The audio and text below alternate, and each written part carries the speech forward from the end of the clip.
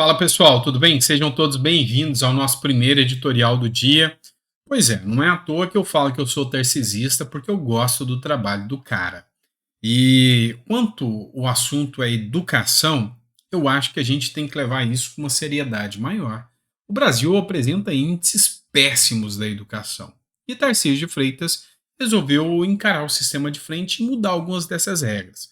Vamos começar a analisar isso aí? Vem comigo. Bora lá. Matéria do jornal Metrópolis, que diz o seguinte: Tarcísio reduz aulas de artes e aumenta matemática e português em São Paulo. Para mim, eu acho que isso é mais do que suficiente. Eu acho que não tem como você entender o mínimo de arte se você não entende um bom português e se você não sabe calcular. Pois é, vamos dar uma olhada nessa matéria e aí você vai me dizer se você concorda ou não. O governo Tarcísio de Freitas, do Republicanos, publicou nesta sexta-feira, no o Diário Oficial da União, uma resolução que altera o currículo escolar para alunos do segundo ciclo do ensino fundamental, que é do sexto ao nono ano, extinguindo as aulas eletivas e do ensino médio, reduzindo a carga horária de matérias humanas. As aulas eletivas são aquelas que poderiam ser escolhidas pelos próprios alunos e incluiriam temas diversificados. No lugar delas, os estudantes do Fundamental 2 terão ensino obrigatório de educação financeira, orientação de estudos e projeto de vida. Só aí é mais do que suficiente para falar, vale a pena. Vale a pena investir nisso. Gente, vocês têm que ter noção de uma coisa. Os alunos de hoje, nem os professores, sabem lidar com dinheiro, sabem ganhar dinheiro. A educação financeira tem que ser um dos pilares para ter qualidade de vida. Afinal, você pode até não gostar do capitalismo mauzão, mas é dinheiro no bolso que te garante entender um pouco escola de qualidade, pagar a escola de qualidade. Se o SUS não for suficiente, pagar um plano de saúde. Pois é você ficar independente do Estado. Eu lembro de uma fala, né, de uma frase que diz o seguinte: a melhor forma de revolução é o estudo. E a melhor forma de revolução não é o estudo ideológico, não é o estudo militante, é o estudo que faz com que você saia do atoleiro. Eu sou um exemplo de vida disso. Eu sou um cara que, aos 12 anos de idade, trabalhou numa carvoeira, a gente não tinha outro lugar, a gente tinha que comer, a gente precisava se virar. Depois trabalhei na roça. Depois, na cidade, trabalhei em fábrica de pré-moldado, isso com 14, 15 anos. Sabe aquelas fábricas de manilha, tanque de concreto? Pois é, eu trabalhei naquilo, com meu pai. Depois, fui trabalhar com gesso, forro, decoração de gesso. Depois, no futuro, consegui me tornar advogado. E aí, na hora que eu comecei a entender como que o dinheiro funciona, eu consegui fazer a revolução da minha própria vida. E é isso que a gente precisa. Educação financeira. Começar a fazer a revolução da própria vida. É aula de empreendedorismo. É a pessoa entender que tem muito mais do que aquela corrida dos ratos. O que, que o sistema quer que você pense? Você vai, trabalha, gasta todo o seu dinheiro e fica dependente do sistema. Vai, trabalha, recebe salário, paga imposto para o governo e fica dependente do sistema. É isso que eles querem. Mas não é assim que funciona. Então, bola dentro demais. Acho que está mais do que certo. Educação financeira devia ser aula obrigatória. Desde o primeiro dia que você entra lá no primáriozinho até a aula obrigatória de todo o curso. Seja de medicina, de direito, de filosofia, de tudo. Tem que ter educação financeira desde o primeiro dia até o final da sua vida. Porque só assim e somente assim você consegue trazer uma qualidade de vida melhor, inclusive para sua própria família. Então, bola dentro demais. E sabe quem é que tinha que ter mais educação financeira? O governo.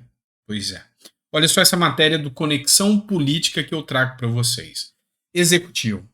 Estatais federais voltam a ter prejuízo e Tesouro estima um rombo de 5,6 bilhões de reais. Matéria do Conexão Política.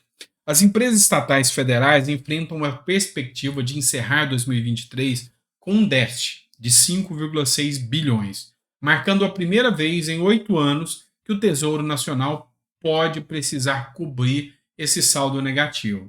Esse resultado é impulsionado principalmente pelo elevado volume de prejuízos de duas empresas, uma do setor de energia e outra na área de defesa. Analistas econômicos indicam que a situação precária das companhias públicas atingiu um ponto crítico devido a gestões burocráticas e um grande número de servidores. O governo de Luiz Inácio Lula da Silva argumenta que a necessidade de ajuda do Tesouro a essas empresas já estava prevista durante a gestão de Jair Bolsonaro, quando a Lei de Diretrizes Orçamentárias de 2023 foi elaborada. Então, o que está acontecendo? O governo, dentro dessas estatais, tem um alto número de funcionários, tem uma gestão ineficiente e está devendo. O Lula jogou a culpa no governo anterior. Não, já estava deficitário. Nós não criamos esse déficit agora, não. Desde o governo Bolsonaro isso aí já existia. Pois é, mas o fato é que, dessa vez, depois de muitos anos, o dinheiro dos nossos impostos vai ter que bancar empresas estatais. E aí, quando eu venho e brigo e falo em privatização, é nesse sentido que eu defendo que, na privatização, nós não temos que bancar, porque é a empresa privada que tem que virar. Então, sou a favor de privatizar quase tudo mesmo, quase tudo. Com exceção de alguns setores como segurança, educação, a maioria das coisas tem que ser, e saúde, a maioria das coisas tem que ser privatizada sim. O ex-presidente da República, Jair Bolsonaro, fez uma postagem, ele que volta a ficar mais ativo nas redes sociais ultimamente. Citou uma matéria da Globo News, onde diz o seguinte: o ministro Flávio Dino diz que ataques que vem recebendo é desespero político de quem está insatisfeito com o combate ao crime organizado. Andréa Sadi traz os bastidores, ou seja, uma matéria da Globo. E aí ele cita também uma matéria que diz o seguinte: governo Lula tem queda brusca de apreensão de maconha e cocaína. A gestão do presidente Lula registra queda brusca de apreensão de maconha e cocaína na comparação com o mesmo período analisado em 2022. Ou seja, sem citar nada, o Bolsonaro dá essa resposta ao ministro da Justiça, Flávio Dino, dizendo que não se trata disso. Se trata de que a segurança pública não vem fazendo um serviço efetivo. E aí, o ex-presidente Bolsonaro, começando a voltar a uma atividade maior nas redes sociais, faz essa resposta aí ao ministro da Justiça, Flávio Dino. Bora citar uma matéria do Diário do Poder que diz o seguinte: policial baiano pode perder emprego por questionar ida de Dino a Maré. Corporação baiana é acusada de aparelhamento partidário. O que acontece? O ministro da Justiça, Flávio Dino, inclusive, ele prometeu processar qualquer um que faça qualquer ligação dele com o crime organizado, principalmente depois do caso do Ministério da Justiça. Eu reitero a vocês, o Flávio Dino não se encontrou com ela, mas houve várias acusações aí de que ele teria responsabilidade do Ministério da Justiça ter recebido a tal dama do tráfico, assim como também tem responsabilidade o ministro dos Direitos Humanos pela pasta dele ter recebido, inclusive bancado a ida dela a Brasília. O fato é que isso está sendo muito explorado pela direita e eles estão se sentindo acuados, inclusive tem um pedido de impeachment, tanto o ministro Flávio Dino como também o ministro Silvio Almeida, dos Direitos Humanos, tem pedido de impeachment protocolado. E aí esse caso aqui é um caso pretérito, é um caso quando, logo no início do governo Lula, o Flávio Dino foi até a favela da Maré, onde gerou todo um burburinho, se ele estava adequadamente com seguranças ou não. E aí, um policial militar falou que não, que nenhum policial teria coragem de adentrar dentro da favela da Maré naquela condição. E aí agora, essa matéria da Débora Sena, ela traz um trecho aqui de uma live que ele participou, onde ele fala que pode perder, inclusive, a farda por causa disso. Dá uma olhada só nesse trecho aqui. Eu quero iniciar essa entrevista, Glauber, falando que políticos, líderes desse país, nós, povo, não somos empregados deles. Eles são os nossos empregados. Eu, quanto policial, se eu for pego dentro de uma comunidade, vão me perguntar o porquê eu estava lá. E não como policial eu perguntei, mas como cidadão, perguntei o que é que o ministro foi fazer dentro da Maré. E isso é o motivo de eu estar respondendo, de estar correndo o risco de ser preso e de ser demitido da Polícia Militar, na qual eu estudei, me esforcei durante muito tempo para poder conseguir meu objetivo. Então, como a gente pôde ver, ele está respondendo a um processo, ele fez críticas aqui ao ministro Flávio Dino e ele fala na condição de cidadão e mesmo assim, por ser da corporação, ele está respondendo a esse processo. Outra matéria que foi divulgada aqui pelo Pedro Lupion, que é o líder da Frente Parlamentar do Agronegócio, foi sobre o avanço do MST. Ele fez a seguinte publicação sobre o caso. Governo Lula muda leis e põe ministro e órgãos federais para trabalhar pelo MST.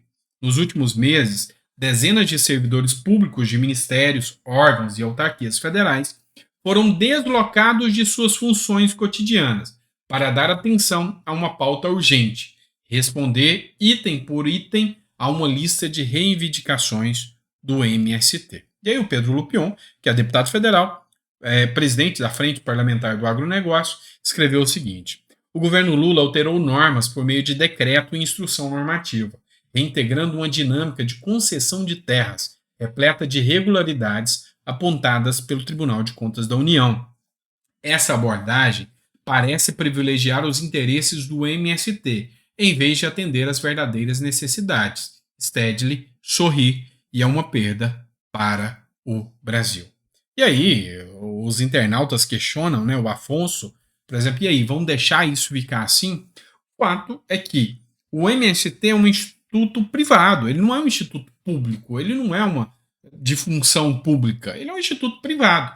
E se o privado estivesse beneficiando com verbas públicas, é função nítida dos parlamentares fazerem denúncia no Tribunal de Contas da União, inclusive no Ministério Público, se houver aqui indícios de que instituições privadas estão se beneficiando com dinheiro público. Então, podem agir os parlamentares?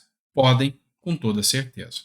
Pessoal, a última matéria que eu vou tratar com vocês logo nesse sabadão, vocês sabem que dia de sábado a gente não estende muito. É uma matéria da Folha de São Paulo que trata aqui do presidente da Câmara, Arthur Lira, trazendo uma denúncia gravíssima, tá? Segundo a Folha de São Paulo, o presidente da Câmara dos Deputados, Arthur Lira, está se beneficiando de decisões judiciais que são questionáveis. É o que traz aqui a Folha de São Paulo, que diz o seguinte: Arthur Lira pede reintegração de posse em área que nunca declarou a Justiça Eleitoral. O presidente da Câmara, Arthur Lira, obteve na Justiça de Pernambuco ordem de reintegração de posse de uma área rural que ele diz ser sua, mas que nunca constou em sua lista de bens encaminhados à Justiça Eleitoral. A fazenda fica no município de Quipapá, a 180 quilômetros de Recife, e uma pequena parte dela é reivindicada por poceiros, que afirmam ter o direito de permanência.